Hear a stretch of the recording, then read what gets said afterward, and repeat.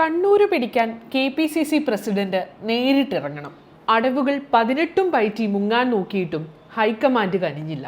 കണ്ണൂരിൽ സുധാകരൻ തന്നെ. പാർലമെന്റ് തെരഞ്ഞെടുപ്പ് അടുത്തതോടെ അധികാരമോഹത്തിൽ തന്ത്രങ്ങളും കുതന്ത്രങ്ങളും പരസ്പരം വാരിയെറിയുകയാണ് കോൺഗ്രസ് നേതൃത്വം. KPCC പ്രസിഡന്റ് ആയിരിക്കെ സുധാകരനെ കണ്ണൂരിൽ നിർബന്ധിച്ച് മത്സരിപ്പിക്കുന്നതിന് പിന്നിൽ KC വേണുഗോപാലിന്റെയും പ്രതിപക്ഷ നേതാവ് VD സതീശന്റെയും ഒതുക്കൽ രാഷ്ട്രീയമാണ്. ലോക്സഭാ തെരഞ്ഞെടുപ്പിൽ മത്സരിക്കാനില്ലെന്ന് ആവർത്തിച്ചു പറഞ്ഞ സുധാകരന്റെ കണക്കുകൂട്ടൽ തിരിച്ചറിഞ്ഞുള്ള മറുതന്ത്രം കൂടിയാണിത്.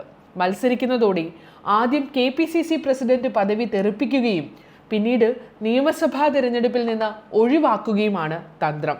മണ്ഡലത്തിന്റെ ഒരു വികസന പ്രവർത്തനത്തിനും മുൻകൈ എടുക്കാത്തതും നിലവിലെ രാഷ്ട്രീയ സാഹചര്യവും എല്ലാം കൂടി കണക്കുകൂട്ടിയാൽ തെരഞ്ഞെടുപ്പിൽ തോറ്റു തുന്നം പാടുമെന്ന ദീർഘവീക്ഷണം സുധാകരനുണ്ട്.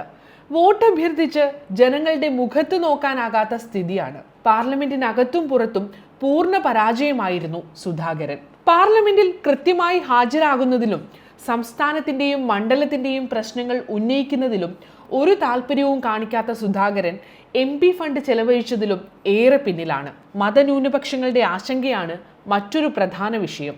മണിപ്പൂരിൽ ഉൾപ്പെടെ അരങ്ങേറിയ ന്യൂനപക്ഷ വേട്ടയിലടക്കം KPCC പ്രസിഡന്റ് കൂടിയായ സുധാകരൻ പാർലമെന്റിനകത്തും പുറത്തും മൗനിയായിരുന്നു.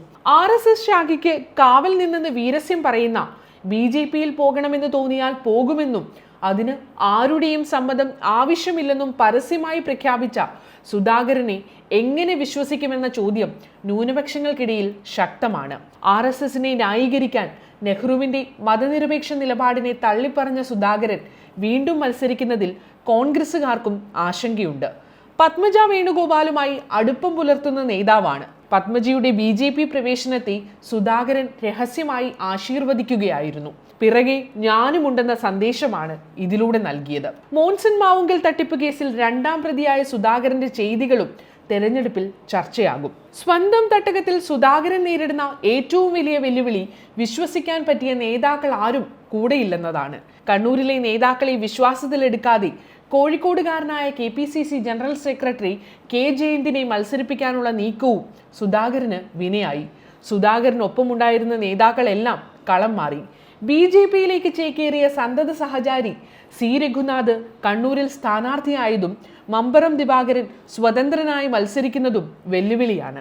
അനാരോഗ്യം അലട്ടുന്ന സുധാകരനെ സഹായിക്കാൻ ഇനി ആര് എന്ന ചോദ്യവും ഉയരുന്നു. മുമ്പ് ഒപ്പം നിന്ന പലരെയും സുധാകരന് വിശ്വാസമില്ല. ഇതെല്ലാം മുന്നിൽ കണ്ടുകൊണ്ടാണ് സുധാകരൻ മത്സരിക്കാൻ നിൽക്കാതെ പിന്മാറാൻ ശ്രമിച്ചത്.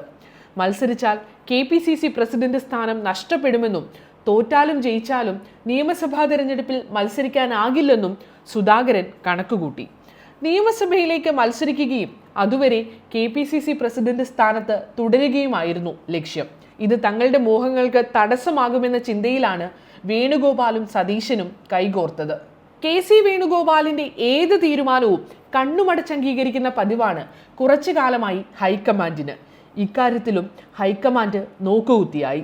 സുധാകരൻ സ്ഥാനാർത്ഥിയായി. സ്ഥാനാർത്ഥി പട്ടിക ഡൽഹിയിൽ പ്രഖ്യാപിച്ച് മണിക്കൂറുകൾക്കകം KPCC അധ്യക്ഷന്റെ ചുമതല MM ഹസന് കൈമാറുകയും ചെയ്തു. സുധാകരനെ അധ്യക്ഷ സ്ഥാനത്ത് വെച്ച് തെരഞ്ഞെടുപ്പിനെ നേരിടാനാകില്ലെന്ന ശക്തമായ നിലപാടിലായിരുന്നു VD സതീശനും കൂട്ടരും. സമരാഗ്നി ജാഥയ്ക്കിടെ ആലപ്പുഴയിൽ വെച്ച് സതീശനെ അസഭ്യം പറഞ്ഞതോടുകൂടി ഇക്കാര്യത്തിൽ തീരുമാനമാകുകയായിരുന്നു. താൻ രാജിവെക്കുകയാണെന്ന നിലപാട് സതീശൻ സ്വീകരിച്ചതോടെയാണ് KC വേണുഗോപാൽ ഇടപെട്ട് തെരഞ്ഞെടുപ്പിന് മുമ്പ് തീരുമാനമാക്കാമെന്ന് ഉറപ്പു നൽകിയത്. തെരഞ്ഞെടുപ്പ് സമയത്ത് സുധാകരനെ കണ്ണൂരിൽ മാത്രം ഒതുക്കി നിർത്തും. അതിനുശേഷം സ്വാഭാവികമായും വരുന്ന പുനഃസംഘടനയുടെ പേരിൽ പുതിയ KPCC അധ്യക്ഷനെ വെക്കാനാണ് ധാരണ. സുധാകരന്റെ അധ്യക്ഷ സ്ഥാനം എന്നേക്കുമായി തെറിച്ചുവെന്ന് ഒരു വിഭാഗം കണക്കുകൂട്ടുമ്പോൾ സുധാകരനെ തുടരാൻ അനുവദിക്കുമെന്ന വിശ്വാസത്തിലാണ് ഭാരവാഹികളായ ചില വിശ്വസ്തർ. നാണം കെടുത്തി ഒഴിവാക്കാനാണ് നീക്കമെങ്കിൽ ശക്തമായ പ്രതികരണം ഉണ്ടാകുമെന്നാണ് ഇവർ സൂചിപ്പിക്കുന്നത്.